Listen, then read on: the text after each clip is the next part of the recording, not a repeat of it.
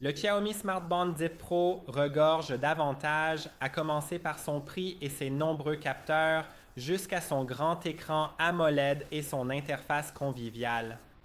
Mais ne vous y trompez pas.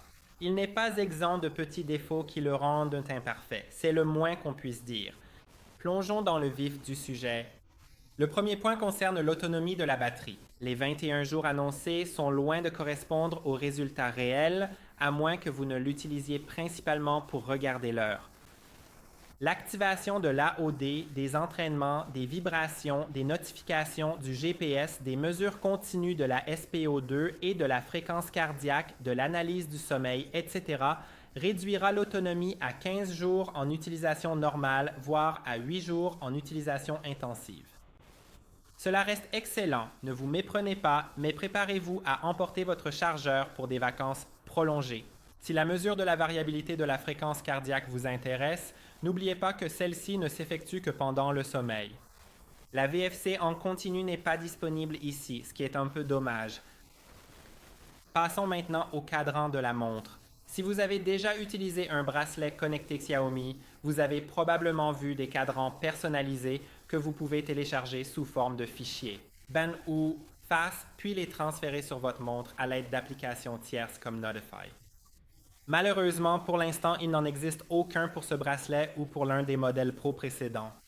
Mais je ne peux pas me plaindre car la sélection de cadrans dans l'application est satisfaisante, sans être exceptionnelle pour autant. Les autres aspects sont profondément liés à la vision de Xiaomi du bracelet connecté qui n'a pas changé ou très peu depuis le Mi Band 3. Tout d'abord, vous ne pouvez pas installer d'application car la montre utilise un système d'exploitation propriétaire limité aux applications système déjà préinstallées. Encore une fois, je ne peux pas me plaindre car la sélection d'applications préinstallées est suffisante, incluant même le contrôle de l'appareil photo, le calendrier ou la météo. Et vous ne pouvez toujours pas répondre ou passer des appels sur cette montre en raison de l'absence de microphone et de haut-parleurs, ce qui la placerait vraiment à un niveau supérieur. C'est une autre chose qui n'a pas changé depuis le tout premier Mi Band et j'aurais aimé que ce soit le cas. Avec le Bluetooth 5,4, elle pourrait vraiment fonctionner simultanément et améliorer considérablement votre expérience quotidienne. Maintenant, une dernière chose. Je sais que le titre en mentionne 5 et qu'on en est au 6e maintenant, mais ce n'est pas vraiment un inconvénient.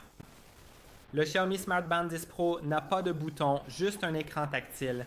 Vous pouvez l'utiliser sans eux. Il est entièrement fonctionnel. Même le verrouillage de l'écran pour la natation fonctionne très bien. Mais des boutons seraient utiles pour faciliter la navigation, l'accessibilité, allumer la montre, ce que vous devez faire maintenant avec un chargeur ou pour l'utilisation sous la pluie. Mais je ne considère pas cela comme un quelconque inconvénient, car la montre n'est pas moins utilisable pour autant. Gardez simplement cela à l'esprit avant de l'acheter. Et voilà. N'hésitez pas à regarder mon autre vidéo, 5 avantages du Xiaomi Smart Band 10 Pro, et n'oubliez pas de laisser un j'aime, de vous abonner ou même de partager vos réflexions dans les commentaires. À bientôt!